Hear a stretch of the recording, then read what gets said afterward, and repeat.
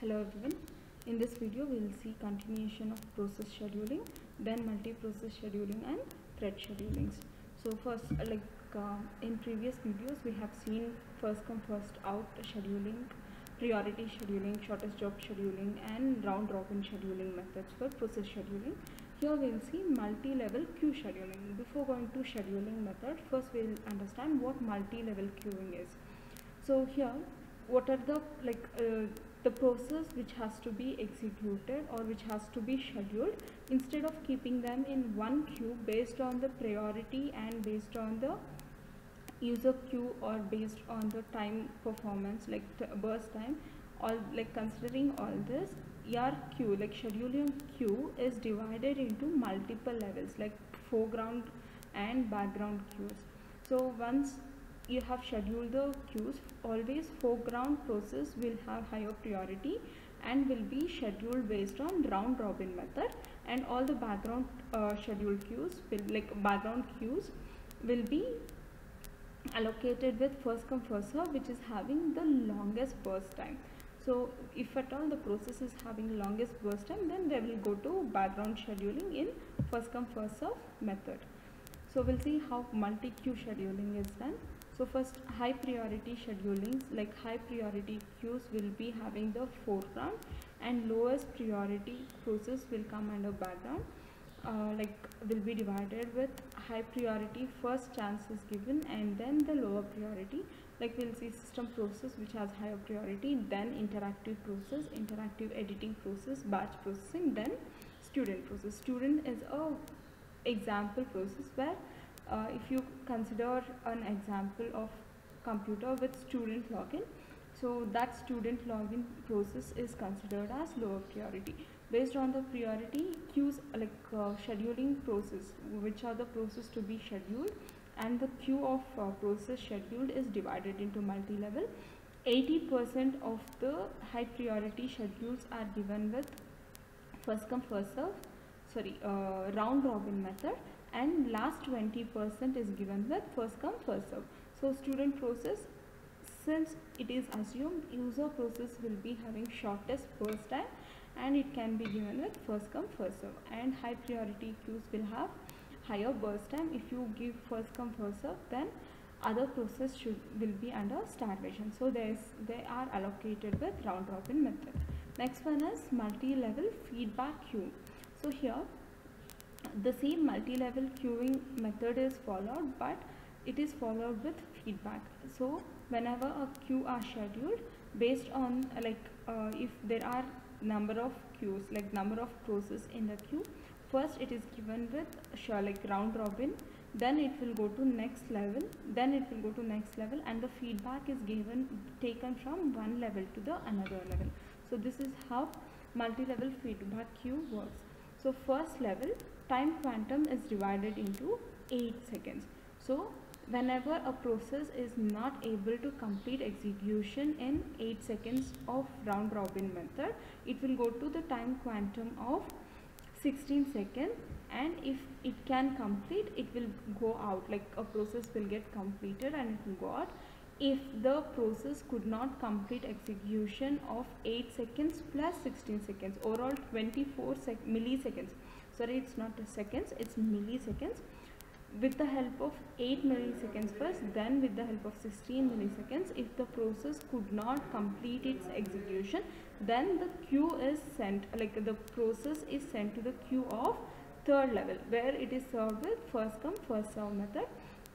So unless the process is completed its execution, it could not leave the queue. So here the feedback is given from one level to another level. Here the process, in multi-level queuing, the process is segregated into different levels and executed based on the level where it is. But in feedback system, all the queues are all the scheduling queues is arranged. First it is given with one time quantum. If it is successfully executed, it will go out, or else it is given as a feedback to the next level with higher quantum. If it could not execute, then it is given with the feedback to the next level. This is how multi-level feedback queue works. Next one is thread scheduling. So till now we have seen process scheduling, but here it is thread level, whenever a process has having multiple threads, how it is scheduled. So distinct between user level and kernel level threads, we have to separately schedule kernel level thread and user level thread. Always kernel level thread is scheduled under system contention scope, and process contention scope is used for user level of threads to allocate, where many to one model or many to many model of system library functions are used to allocate process contention scope to the system contention scope. Next one is pthread scheduling. So API allows specifying either process contention scope PCS or system contention scope SCS during thread creation. So while the process has to be scheduled or to retrieve the scope, thread scope process is used, means this system call is used for PCS. Pthread scope system is used for thread scheduling of SCS, system contention scope. So many like operating system have a limitations in this. So like Linux and Mac OS only allows process scope, like pthread scope system. It could not allow process scope, like pthread scope for process. It can only allow pthread scope for system. Next one is multi-process scheduling. Unlike single, like if you have one processor, scheduling with multiple processing for one processor easy if you compare with multi-processors, where a system is having different CPUs, like it is one system is having multiple CPUs, and whatever the task which has to be completed to be scheduled with all the process.